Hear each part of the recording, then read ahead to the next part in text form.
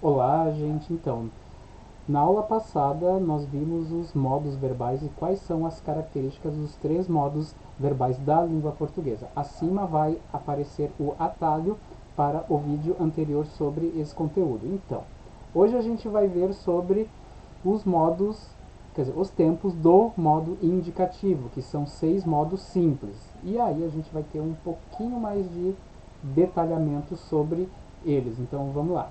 O modo indicativo ele tem aqueles 3 tempos básicos, né? Passado, presente e futuro, porém o passado e o futuro do modo indicativo eles se subdividem. Né? Pretérito nós temos 3 e o futuro temos 2. E cada um deles vai ter um uso específico. Vamos então à análise de cada tempo verbal do modo indicativo que contém lá no nosso material e também os exercícios logo depois. Vamos lá, deixa eu abrir aqui a caixa de texto. O computador é lento. Vamos lá então. Só não trava aqui o computador, pelo amor de Deus. Então ali, ó, naquele material impresso de vocês, nós temos cada um dos tempos verbais sendo discriminados. Calma aí que fechou ali. O negócio deu erro. Mas vamos abrir de novo. Então, o mais comum deles é o presente do indicativo, que é aquele tempo que serve para indicar um fato que está acontecendo agora, mas não só isso. O presente do indicativo serve para mais dois usos especiais, como um hábito e também como uma verdade universal, ou seja, aquela que é aceita por todo mundo. Por exemplo, quando tu falas chove agora, isso é o que? É a ação no momento da fala. Depois tu falas a água ferve a 100 graus, isso aí é o que? É uma verdade universal, logo se usa o presente do indicativo. Ou um hábito teu, ele come ao meio-dia, isso aí é hábito, então você usa o presente do indicativo, não só para indicar aquelas coisas que estão acontecendo no momento da fala. Já o passado, ele é um pouquinho mais complexo porque nós temos 3 passados do modo indicativo. Vou colocar aqui os dois principais. Primeiro, para nós entendermos isso, nós vamos ter que entender a nomenclatura deles. Quando a gente fala pretérito, isso quer dizer o quê? Algo que já passou. E nós temos dois tipos básicos de pretérito, o pretérito perfeito e o pretérito imperfeito. O que é uma ação perfeita? Ela é aquela ação que teve uma curta duração e ela já foi concluída. Né? E o pretérito imperfeito ele é o contrário. Ele é aquela ação lá no passado que se estendeu durante um certo tempo e também não é muito claro quando ela terminou e quando ela começou. Que nem assim, ó. Ele rasgou o livro. Essa ação ali do verbo rasgar, ela está no passado, portanto é pretérito, mas é pretérito perfeito ou é pretérito imperfeito? Aqui, ó. Ele rasgou o livro. Isso mostra o que? É uma ação que já aconteceu, mas é uma ação que é pontual, ou seja, ela tem uma curta duração no tempo. Então, quando tem uma curta duração no tempo, é o pretérito perfeito, que é aquela ação que pode ser delimitada em um curto espaço de tempo e ela já foi concluída. Por exemplo, a gente pode colocar até alguma outra expressão de tempo mais restrito, ou seja, mais curto. Ó, ele rasgou o livro ontem. Agora, quando a gente escreve assim, ó, ele rasgava o livro, aqui a gente tem também uma ação no passado, mas essa ação no passado, ela já não é pontual.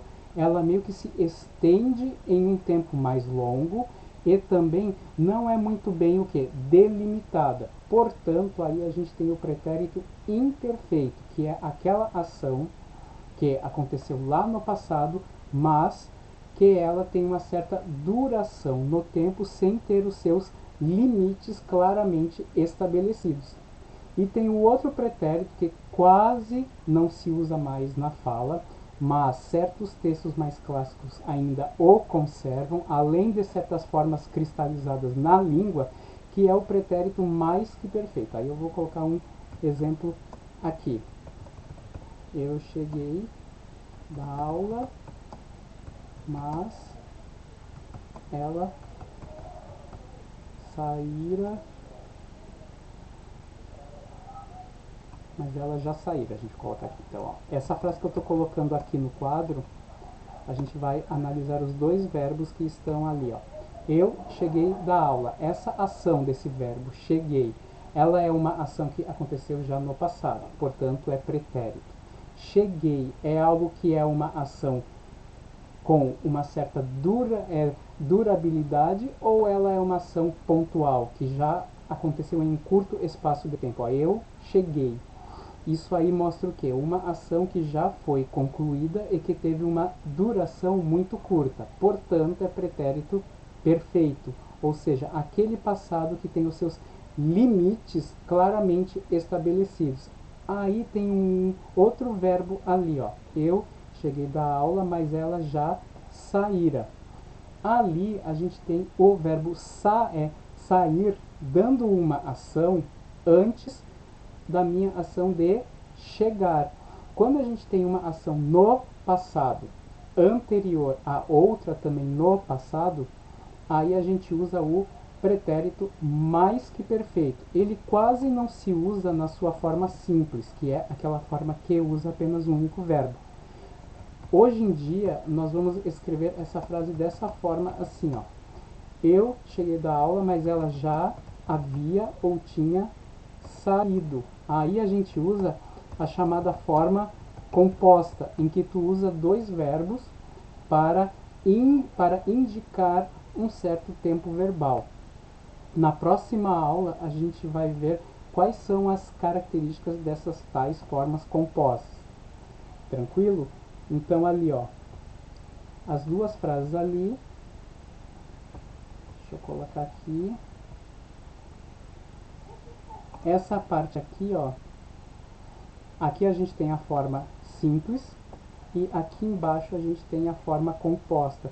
Então essa forma que eu estou destacando aqui com o mouse é o pretérito mais que perfeito composto. Por quê? Porque a gente usa dois verbos ali, o tinha e o saído, para indicar um único tempo verbal. Aqui é a forma simples. Por quê? Porque a gente usa um único verbo. Então esses três são os três pretéritos do modo indicativo. E também esse pretérito mais que perfeito, ele se usa em muitas formas que já são incorporadas à fala cotidiana. Quando, por exemplo, quando a gente fala assim, ó, quem me dera. Esse dera é o pretérito mais que perfeito de dar. Aí a gente já viu o presente, os três pretéritos, agora faltam os dois futuros. Agora, os dois futuros aqui, ó. Eu sairei amanhã e eu sairia amanhã. Aqui a gente tem dois futuros, mas um deles parte do ponto de referência diferente. Quando a gente fala eu sairei amanhã, nós partimos do ponto de referência do presente. Ou seja, tu parte do agora para tu colocar algo que vai ser feito ainda. Então esse futuro que ele parte do presente, ele é chamado de futuro do presente, que é eu sairei, eu falarei, né? Então, esse futuro do presente, ele é o mais comum, mas ele hoje em dia ele também se usa em uma forma composta. Muitas vezes as pessoas não falam eu sairei, mas sim eu vou sair, que são dois verbos para indicar um único tempo verbal. Isso aí é uma forma composta. E o eu sairia amanhã. Esse é o outro futuro, mas ele tem um outro ponto de partida, que não é mais o presente, mas o passado. E esse futuro, ele era até os anos 60, ele era chamado de condicional, porque ele era um modo à parte. Só que aí ele foi incorporado depois ao modo indicativo. Ali, ó, ponto de referência dele, então eu vou colocar aqui no quadro, é o passado. Eu sairei, o ponto de partida dele é o presente, e eu sairia, o ponto de referência dele de partida é o passado. Tranquilo? Espero. Então façam ali os exercícios que eu propus ali e nós vamos ver como é que eles vão ser feitos. Ó. O primeiro exercício ele é de interpretação de texto e de identificação da função de um gênero textual, né? Que é uma pequena narração em que se passa uma certa moral. Então, qual é a função do texto que passa uma moral? Instruir, né? A questão 2 já é mais gramatical, que aí pega uma frase ali do texto. Ó. Ninguém acredita quando o mentiroso fala a verdade. Aqui a gente tem dois verbos, quem são? O acredita e o fala. Ó, identifique os verbos no segmento acima e o tempo em que eles se encontram. Acredita e fala, isso são ações no presente. E como ali são certezas, então é o presente do indicativo. Justifique o emprego desse tempo verbal, tendo em vista o contexto acima. Então, por que a gente usa o presente dessa forma? Não é para indicar uma ação que está acontecendo já, mas sim para indicar o quê? Uma verdade universal. Na 3 ali também, ó, no título do texto, menino que mentia, o verbo sugere uma ação, ó, mentia. Isso é uma ação que aconteceu quando? Passado, portanto ele é pretérito. Agora, qual dos três pretéritos é? Mentia. Ó, ele mentia. Isso é uma ação de curta duração ou é de longa duração? Ele mentia, aí tu compara com ele mentiu. Mentiu sim, é uma ação de curta duração. Então mentiu é pretérito perfeito. Agora mentia é algo que se caracteriza por várias repetições.